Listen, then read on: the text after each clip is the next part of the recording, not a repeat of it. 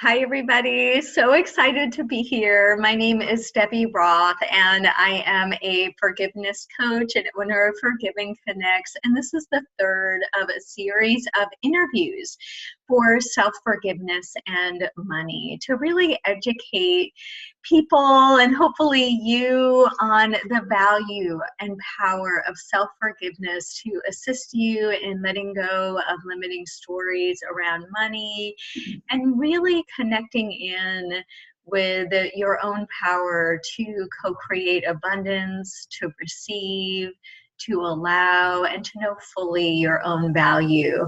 And I honestly can't think of a better person to be here with today than Liz Goldman. So Liz is, I'm going to look at my notes here, a professional life and business coach, and is also licensed as a clinical social worker. And Liz has an amazing story of what I would call, and we'll see what you have to say about this, Liz, what I would call renewal of, really through her divorce, that she became transparent with herself in regards to money and how she can create more of what she truly wants and to stand in that. So welcome, Liz. So great to have you. Thank you, Debbie. I'm honored to be here and serve your community and get a chance to talk to you today. Thank you for having me. You got it. And, as we were talking about earlier in our little pre-talk, is how this interview really applies to anybody. God, there are so many people that I've spoken to, and maybe for you listening, this is you, who one way or another, it's like you push money under the rug. Maybe you don't know what your finances are, or even if there's something that you're like, oh, I'd like this, but I can't afford it, or I don't know how to create that this interview can hopefully give you some really practical tools to handle your money, to create a solid foundation for yourself, and to have like step-by-step techniques to use to assist you in forgiving yourself and in co-creating more of what you want in your life. Beautiful. Yeah. Excellent. Excellent. So Liz, why don't we start out by, I love what you shared earlier about how, what your most significant financial successes have been. So why don't we start out with that, sort of like a broad stroke, and then we'll narrow in here. I mean, I'd say my biggest success is feeling completely on top of, aware of, and in charge of my financial life. And I think in order to explain why that's a success for me, I want to contextualize it a bit. Perfect. Because, it's a win for me because that's not the way I experienced myself up until probably about 5 years ago. And the reason why it's a win for me is because when I got married in my 20s, I'll back up. So I grew up in a very kind of traditional role environment where my father worked and he handled the money, and my mother was in the home with me and my siblings, and she didn't handle any money. In fact, I remember I didn't really understand much of what was going on. It didn't occur to me to ask, but I did know that my father gave my mother like an allowance. Like he would give her cash every week to buy groceries. And I didn't really think much of that. It was just the example I had. At the same time, I had an example of my grandmother and my grandfather. My grandmother worked until she was 90. And my grandfather worked as well, but he retired well before she did. And so I grew up just kind of assuming that men handle money in a way. That wasn't a conscious thought for me. It was the world I lived in, and I didn't question it. I didn't feel anything about it, but it was just sort of fact. And how did that play out in your later life? And especially, like, are there ways that story limited, or that belief, like what you bought into, that limited you in your relationship with money, with creating what you want? Absolutely. So when Yeah. I was married, I worked, my husband worked, and then when we had children, we had made an agreement that I would stay home and he would continue working. I worked as a social worker. Working for the county and working as a social worker is not a high paying job. But I was getting my clinical hours, and I was working. I was committed. It felt good to earn money. But once I stayed home, and I didn't feel, the way it showed up for me was I didn't at all feel very responsible when it came to money. Mm-hmm. I don't think, I wouldn't say, I mean, and this is a matter of opinion, but I wouldn't say I was irresponsible about money. I just didn't take much ownership of money. Mm-hmm. So, I saw it as my husband and I and our children had a home. We had decisions to make. But mostly he made those decisions. Mm. And if I made any, it wasn't with the knowledge of, well, this is what we have and this is what we can spend. It was kind of this really like a sleep, well, why can't we just have what we want? Like, I wasn't aware of the relationship between what things really cost, how to plan.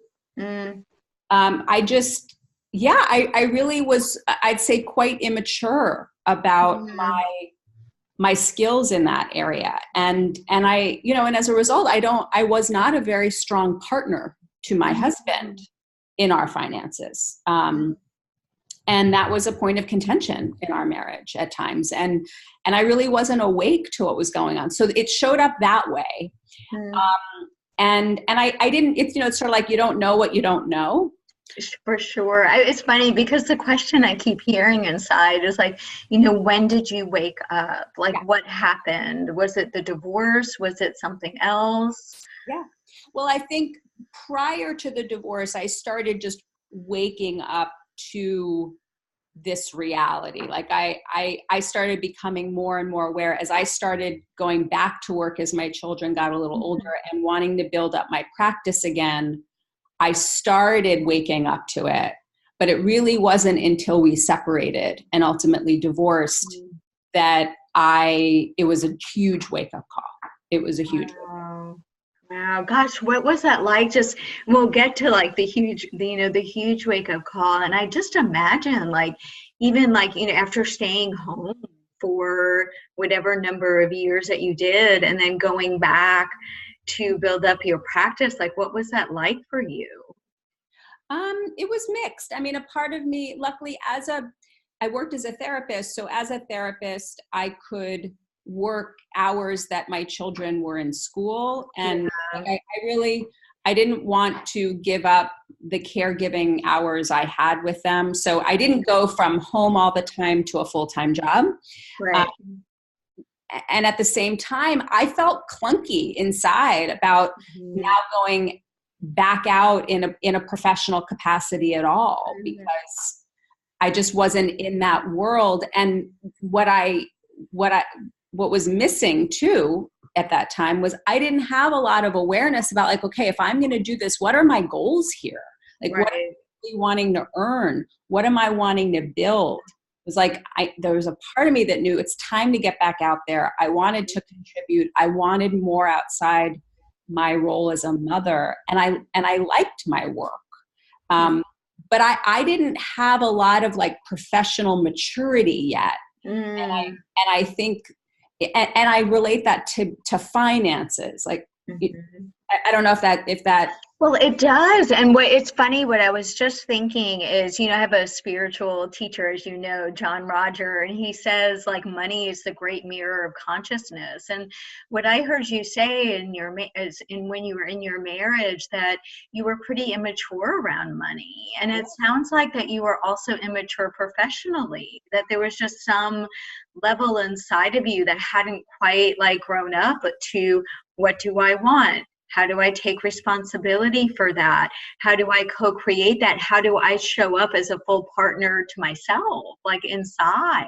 Yes. Is that accurate for you? It is accurate. And today it's a smidge uncomfortable even to hear, but at the time it was very uncomfortable to become aware of, because I had a lot of judgment that I was not taking responsibility for myself. And, as though like, well, I should be able to do this. So that was a big component for me too, but you're right. You're absolutely right. I was very immature that way. And I had I had some growing up to do. And really my divorce was there are some circumstances where you can stay asleep on that if that's what you're living in. And mine was not. And I had to wake up in a lot of ways and start working this muscle of financial maturity and professional responsibility. And it was at the beginning very, very daunting. And, I'm happy to answer anything about that process. But yeah, that was my turning point for sure. Definitely. And, one of the things I so appreciate about you, Liz, and also appreciate about this work is just your willingness to show up and be uncomfortable and be vulnerable and say, hey, like, this is where I was. Because in my experience, just saying what's so is such a key step to healing and to releasing and to letting go. Thank you. And I agree. And I think that was the biggest, that really describes a lot of what this is about, what it was about for me, and what I see with people in my world, whether, clients, colleagues, friends, around being willing to acknowledge like what's really going on here. What am I doing here? What's my part? Particularly in divorce, I could have just made my ex-husband like been angry at him or made him somehow responsible for. I had places I could have put my responsibility, right? And it was very uncomfortable. But I agree. I think that's the key to really, for me, to find my own answers, to find my own motivation, to find my own enthusiasm. Because at first I wasn't enthusiastic about waking up to my money life.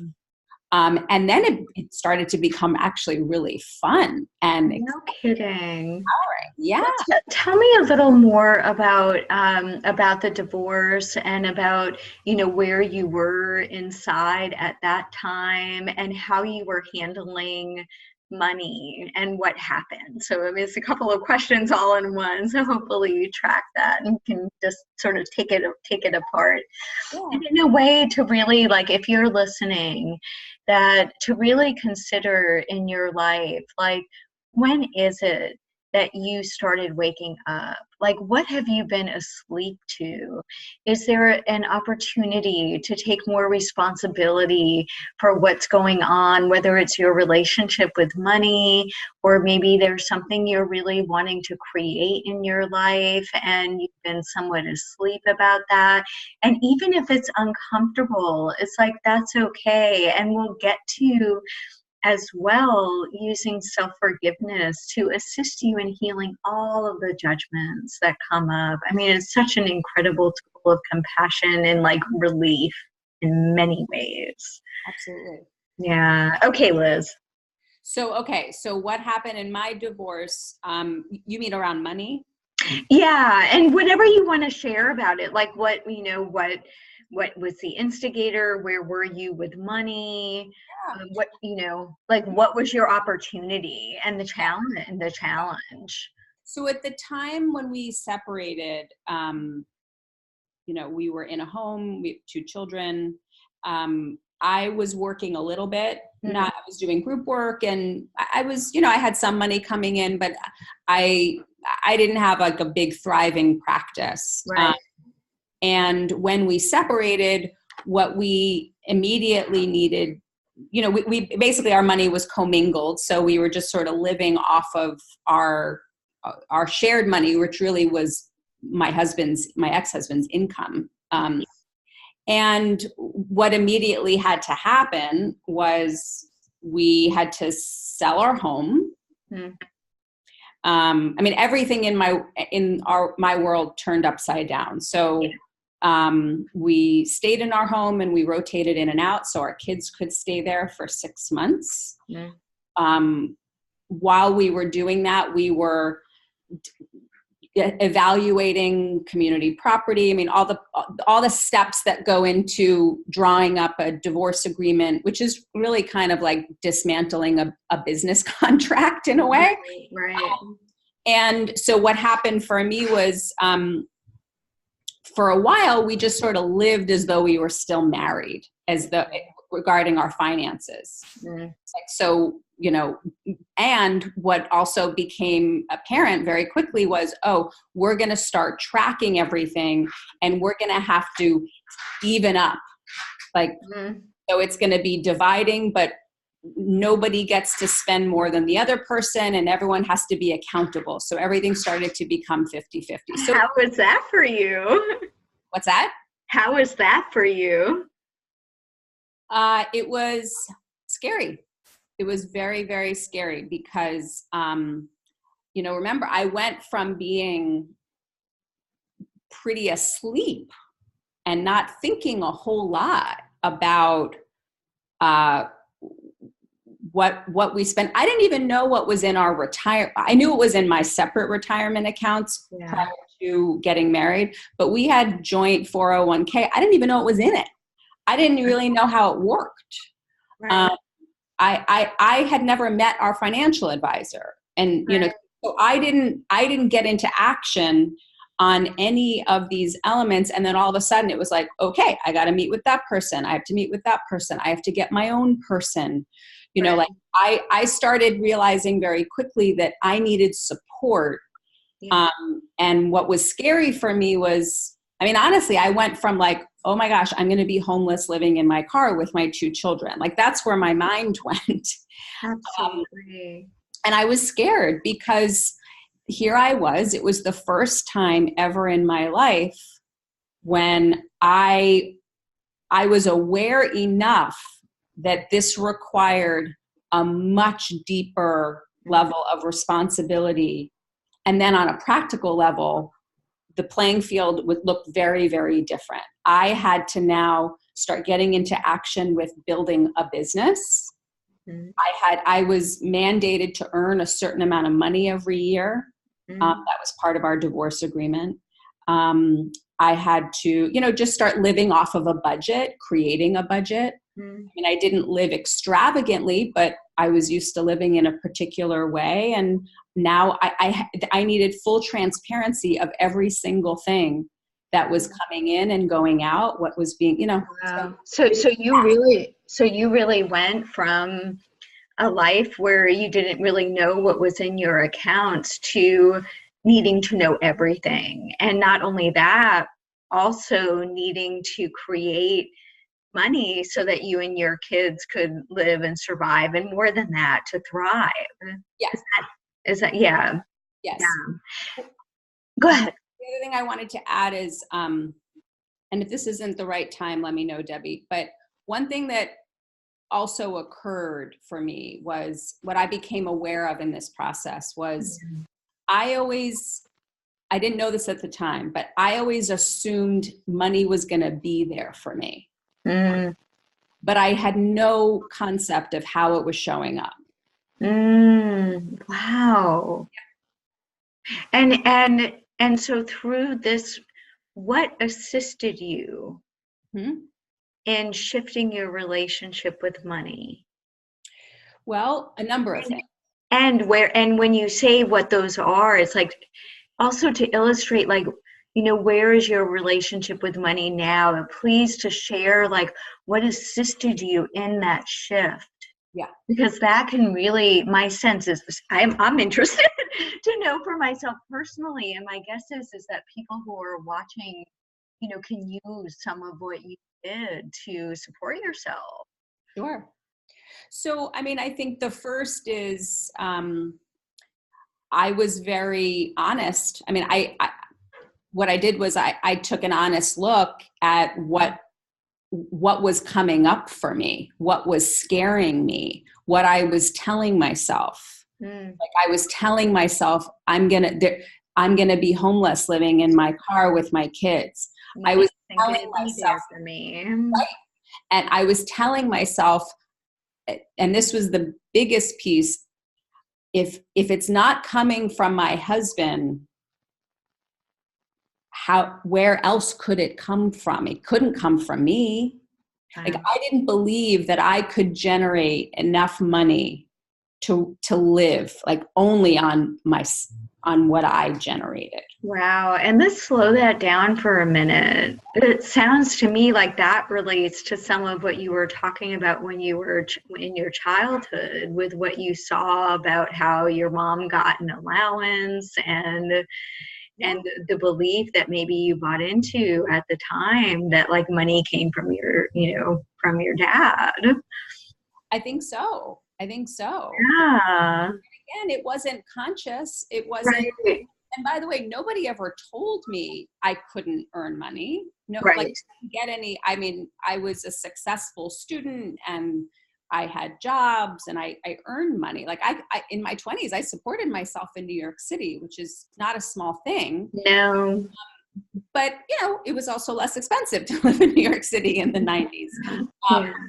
But yes, and interestingly, I have a sister who has a completely different trajectory with her money and earning. And around the time I started getting divorced, I asked her, I was like, because I was aware, like I was started to track, where might this be coming from? Where did I kind of check out in terms of responsibility? Because she's totally responsible. Right. I mean, she has been a professional person in the world for, since she was in her early 20s, and now she's around the same age as I am. And I just observed her as not having all this stuff. So I asked her, like, we came from the same house. What did you hear, or what did you get from all that? And it was just such an interesting experience to learn, like, there were no messages each of us were told. We're just different people walking through our own lives. And she just was really clear that, like, she's earning money. Right. She's just doing it. I didn't have that consciousness. I wanted to do other things. Money wasn't on my radar. Wow. So, so what I did, getting back to your question, I think I became really aware. I just became really conscious. I also had just graduated from the University of Santa Monica. So I had, a lot of tools in my own bag about how to get very real with myself. And really what that boiled down to was noticing what I was telling myself, questioning what I was telling myself. I mean, I had a coach at the time, and I brought this to my coaching with her, and I hired support experts. Like I hired a financial advisor. I hired a new accountant. I connected with people who and this was a big piece for me, I had to be able to be myself with them. I had to be able to ask them every question that I may have judged as stupid or ignorant, and that as an adult woman, I should already know. And I was like, I got to ask anyway. Because that's awesome. Talk about being uncomfortable, right? Yeah. Can I ask? Oh, go ahead. Go ahead. Well, This has been present for a little while, and so it's a little off the cuff. One of the things that I coach people on, as you know, is self-forgiveness, and it's forgiving yourself for the judgments that you place against yourself, against others, for buying into beliefs about yourself, about money. And I just wonder here, Liz, that as you're relaying this story and in some ways maybe reliving it, I don't know, you'd have to let me know that, is if there's any part in you that still has like a judgment against yourself, that if you want to, you have an opportunity to let that go here. And it's just a demonstration of like the power of self-forgiveness to get free. Yes. Get free. Yeah, I think I definitely think there's still some judgment in there. I do. I mean, I've taken strides, but I do. I'm still growing in releasing all of that. Oh my God, aren't we all? You know, as I was sharing with you before we started the video, you know, I also, so that you know, like I had a divorce where my ex-husband is the one who managed the money, and I really needed to get real. I remember asking him once, like, you know, I was in a master's in spiritual science, and I'm like, oh my God, who's going to pay for my next installment? And he said, you'll work it out. And I did. Yeah. And I did. And it's, you know, one step at a time, one day at a time. And I'm at my next level of it too, with, you know, going into a new home that really matters for me and knowing that I have the ability to create that. Yes. And so for the viewers who may not be familiar with self-forgiveness, a real key in that is that when there's something going on where there's upset inside of you, that's where it is. It's inside. So we're really not at the effect what happens outside. So if you have something, I am upset because, that's inside. And the great news about that is that at any time you can choose to let that go. And self-forgiveness is one of the best tools I know to do that. So that's what Liz and I are talking about.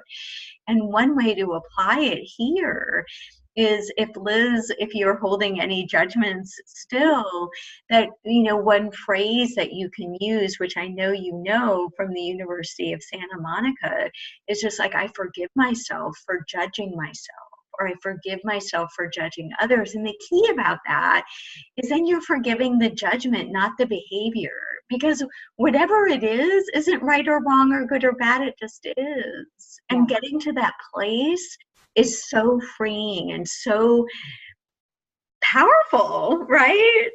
So powerful. I mean, I think for me, I had a lot of judgment against my ex-husband around money. A lot. I bet you did. I had a lot of judgment, and I really held that in as a barrier, you know, to myself, to him, and I did a lot of self-forgiveness around that. And then I moved into more of the judgments I had about myself. Yeah. Because once I got past how I was kind of distracting myself with judging him, yes, I to get to the self-judgments. And so I'd say for me right now, as we're talking, Debbie, I'm aware that I'm still buying into some belief that I should have, I mean, I just want to like clarify, like what is the judgment? Take your time with that. Yeah, thank you. I think it's that I'm buying into the belief that I should have known better, that I should have known sooner. And I bet there are so many people watching who relate to that. Yeah. Yeah. Yeah, like yeah, that's what it is, that there's still something there around, like I am judging, I am buying into some belief that I should have known. I should have known. Yeah. Yeah. Yeah. So do you want me to do the forgiveness is it? Yeah, and and as a prelude, if you would like, is to me one of the great keys to like sort of create a space for forgiveness is simply accepting the judgment, Mhm. is accepting what happened. You may or may not agree with it. You may or may not want it around. It's like just in that simple acceptance, it's like it opens a door for forgiveness. Absolutely. Yeah. Yeah, I really do see the journey I've been on around money Mhm. and forgiveness, and my divorce being a catalyst for that, as a game changer in my life. How Like, so? truly, I have never, because I feel strong. I'm a strong business person now, 5 years later.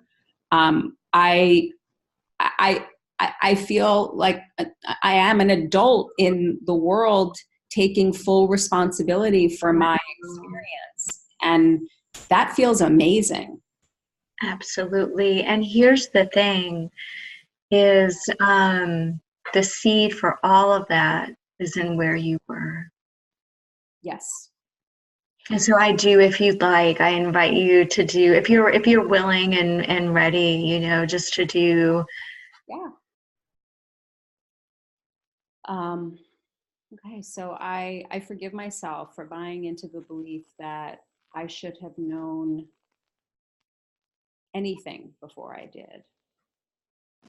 And I forgive myself for buying into the belief that there is any set timeline for my learning and my growth around money.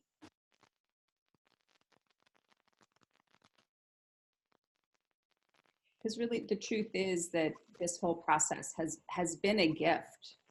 All the learning, all the discomfort, all the challenges, it's it, it's helped me grow, and it helps me serve others as well. Can I offer you one more Yeah, for, absolutely. for your consideration? Mhm. That being a strong businesswoman or not being a strong businesswoman, neither one is right or wrong. Absolutely. Yeah, I think it feels good to be a business. Yes, of course it does. Not making it right, but it Yeah, feels good because definitely. for me and my growth and my process around forgiveness and my money stuff Yeah. is now to is to like it's part of it. I feel like it's part of my identity and my strength, and something I never saw possible in myself. Mm. I think some of my old story was buying into the belief that I couldn't be a strong business. Mm-hmm.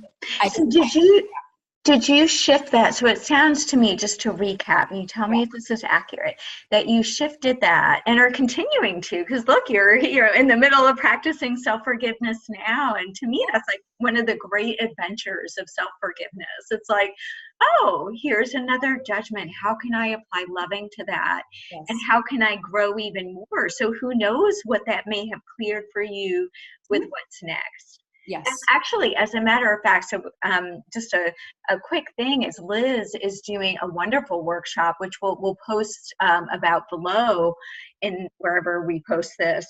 And it's tell me the topic again.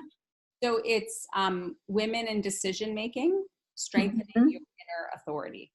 And that is June 9th in New York City. So there are no mistakes, and it's very possible, Liz, that what you are doing here is assisting you in preparing for that workshop. Oh, I know it is. Yeah, Yeah. And absolutely. so that's great news. It's such great news. And so it sounds like you had for a while a limiting story that like you couldn't be a successful businesswoman. And then Yes. you turn that around to where you are now, Yes. as a professional life and business coach. You have a thriving practice, you know what's in your accounts, you know how to create that. It sounds like how you got from A to B, and it may have had its loops and turns, is through paying attention to recapping, like paying attention to the stories you were telling yourself, Yes. questioning those stories, Yes. doing self-forgiveness to let go of the judgments against your ex-husband, then more importantly, against yourself, Yes. buying into any beliefs you bought into. And then also to get real and say, hey, I want some support. Like, I'm going to reach out. I have a coach. I have financial people that are helping me. And I'm going to learn and really just lay it all out there. Yeah. So was I hearing you accurately? Are those like the tools that you used? Absolutely. Great. Absolutely.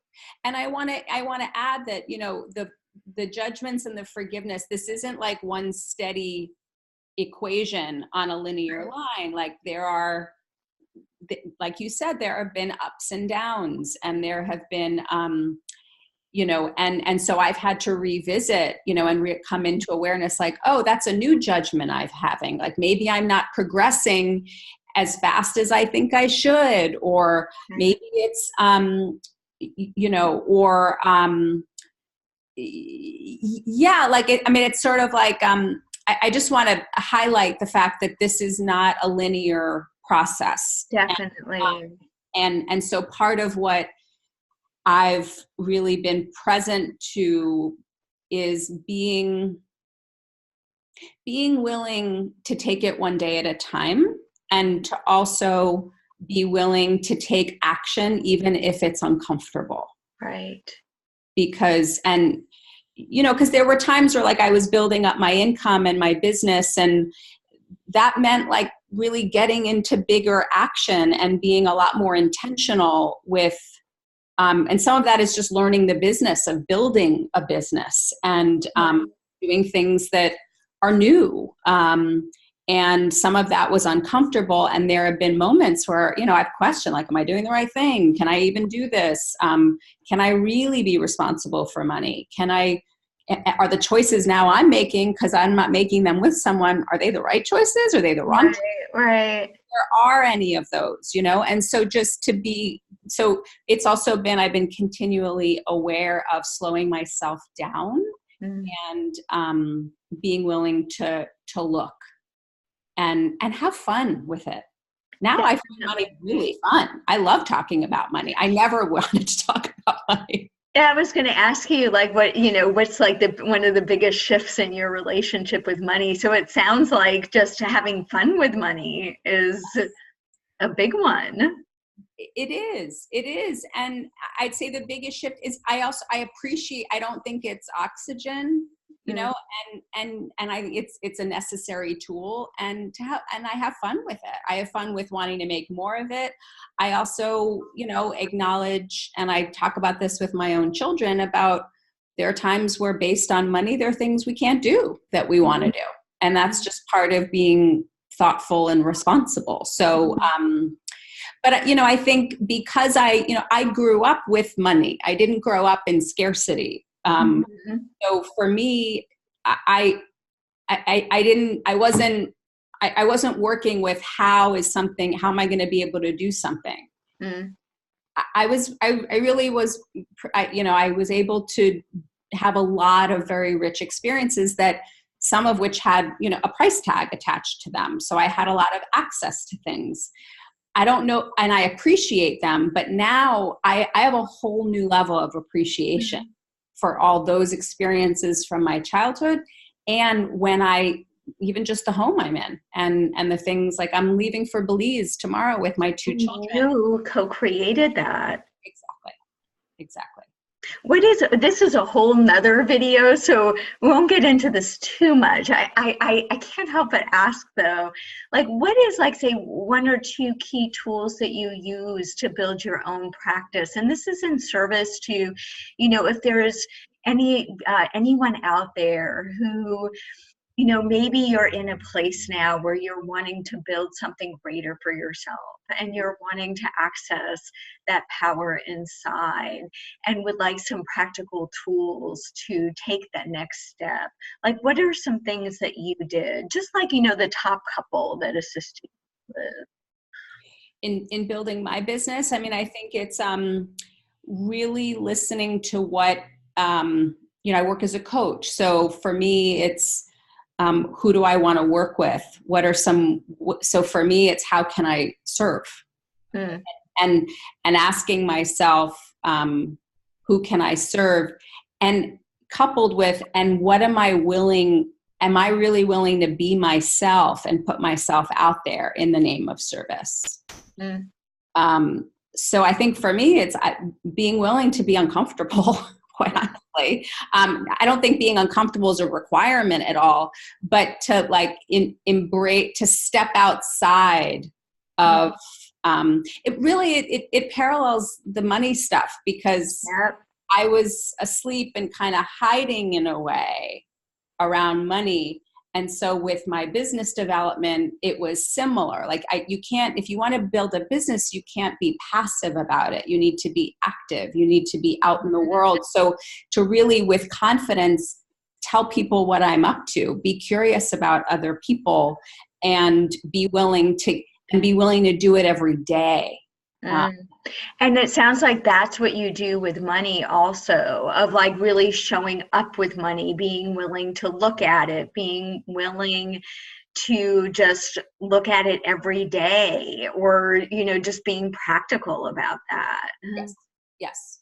So that's definitely a tool. And what's another tool? I mean, I work with my coach on a lot of, I think, again, because of the kind of work I do, part of building my business is being willing to be honest and straight and share and be vulnerable with my own life, and bring that to my clients in the name of service. So, as a therapist, there's a little more hanging back, and there's an orientation that tends to be a little more problem related.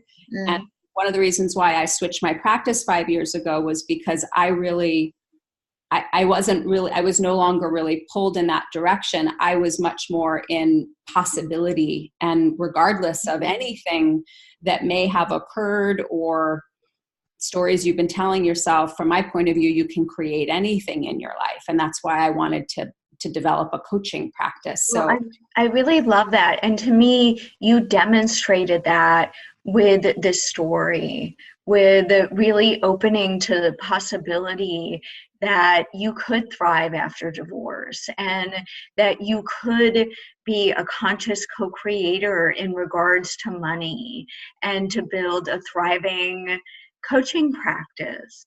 Yeah. So it's really beautiful. And I do have one other question for you, Liz, and that is, how is there something, because I think women can really get into blaming their ex-husbands, and it's so easy to allow ourselves to I'll speak for myself, to distract myself with any judgments about him, rather than just fully showing up with what I want to create in my life.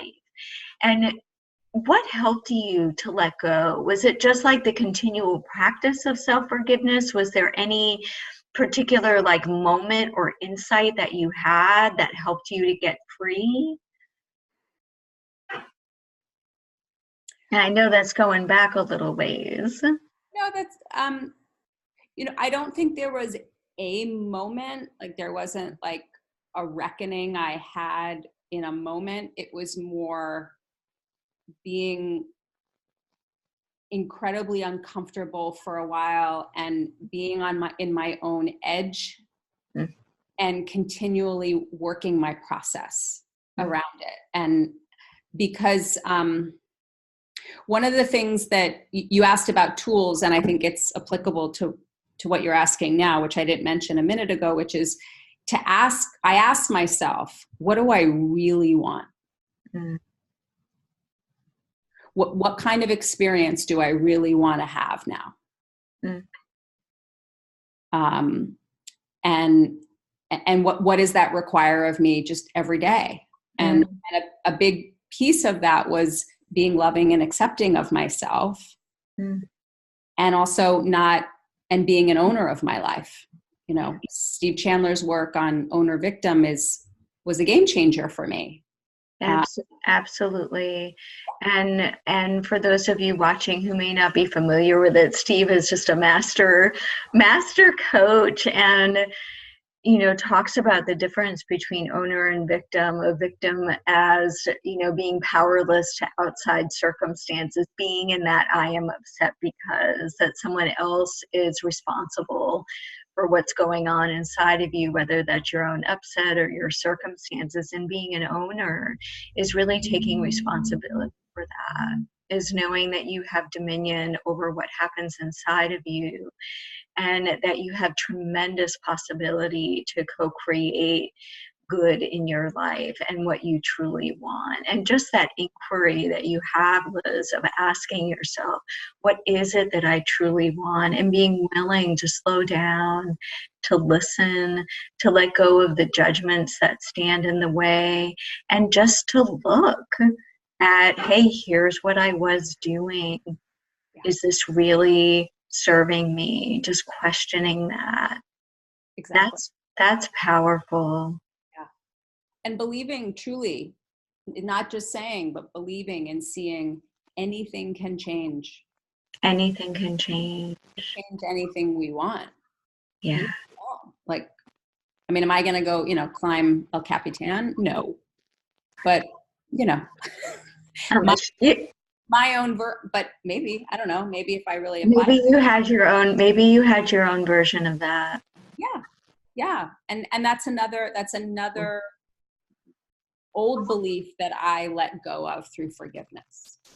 And could you just, as like a wrap up here, can you just demonstrate that, or say, like to whatever extent you can now, like, what did you do? So you had this limiting belief, you did forgiveness, and then you replaced it. Could you just share a little bit about that process for our lovely viewers here? You mean when I was referring to creating what's possible? Mm-hmm. Yeah. I mean, what did I do? I mean, a lot of it was it was like really waking up to, I was in a lot of pain. So I had to, I first really kind of sidled up to the pain and the discomfort, and I got to know what's really going on here. I asked myself, like, what's this really about for me? What am I telling myself? How am I holding myself back? And even just really understanding that I was believing the things I was telling myself. So it was waking up. It was like putting on a different pair of glasses and seeing what's really there. So I did that with so many different things about how I judged getting divorced. There was a lot of judgment in that. How I judged my money stuff. There was all this stuff I had around my kids. Will I have relationship again? Can I show up in relationship? Was this a failure? I mean, there was so much. And so I woke up to, I got real with myself. I looked good on the outside. I don't think I looked like someone, and I've had a lot of feedback on this, who had any of those questions going on inside. And what I realized was I am not willing to live in that polarity of walking around one way and feeling all this and holding it back. It wasn't serving me in my life. And I knew I could use it in some form with the world, or whoever, I could serve with it, but I had to get really real with myself. And so it was really identifying, what is that? It was doing identifying the judgments, doing the forgiveness. I used free-form writing as a tool with a lot of what was coming up for me. And then taking thoughtful, conscious action around my divorce, around my finances, step by step. That was like a 3-year process. So it wasn't short. And then I also decided I want to serve women around divorce. I want to use what I'm learning. So I created a lot of groups for women. around divorce, and we would open things up. And that was another way for me to work with myself, but also use some of what I was learning and some of what I was experiencing in service to other people, because I found there was a real lack of that in the community I was in. Absolutely. So I have one final question for you. For women who are in process of cleaning up their money, or anyone in process of cleaning up their money or going through a transition, what is this one message that you would have, or words of encouragement?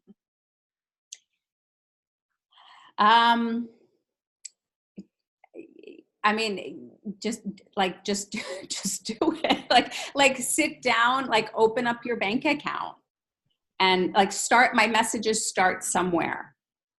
And if it feels daunting, get support, get a bookkeeper, get an accountant, get someone who you can sit with you and look at your money and just start to unpack the well, if you will. And it's and baby steps. So it could be, my encouragement, if you're someone who's telling yourself that you don't know how to do that, my encouragement would be, get with someone who you trust, who you can be really transparent with, who is, and it doesn't have to be an accountant or a bookkeeper, it could be a friend. Just say, I want to start looking at my money. Well, one great thing, this was a perfect segue, and I didn't even mean it to be, is to sort of wrap up here. I am offering a 3-month group on self-forgiveness and money. It starts at the beginning of May.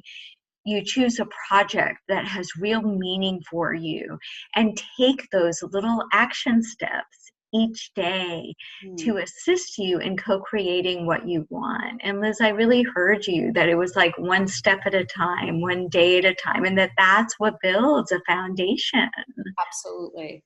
Yeah. And there'll be so much support in this group and so many resources to assist you in co-creating more of what you want. So I will include the link for the group below this video, along with the workshop that Liz is going to be offering in New York City in June.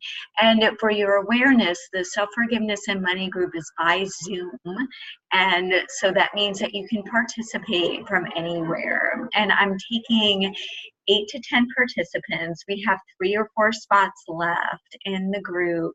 And if this is something you're curious about, I highly encourage you to reach out to me. That the kinds of conversations that Liz and I are having today, that freedom of self-forgiveness to assist you in shifting stories around money, it's pretty awesome. And the group is one way to really open to the possibility of that. That's great. I love that you're offering that, Debbie, because it's really, I see it it's not just divorce, women who are married, single, it doesn't matter. Yeah. But that, we can all take our awareness and be more awake to what's happening with us. So that's wonderful you're offering that. Thank you. And actually, my inspiration was a client who was a man, and he knew very little about his own money situation. And he didn't know how much he had in his checking account. He was living check by check. He didn't really have any savings. And we identified a core belief that his needs weren't important, and did a lot of work around that. And where he is right now is so far different than where he was then in regards to his money. And just, similar to what you're sharing. And Liz, thank you so much for your willingness and your honesty. And, your story is so inspiring. It's so inspiring. Thank you for giving me the chance to share. Yeah, you got it. Yeah, absolutely. You got it. So many blessings to all. Hope this was helpful. And whatever you choose to do or not do, just remember how amazing that you truly are.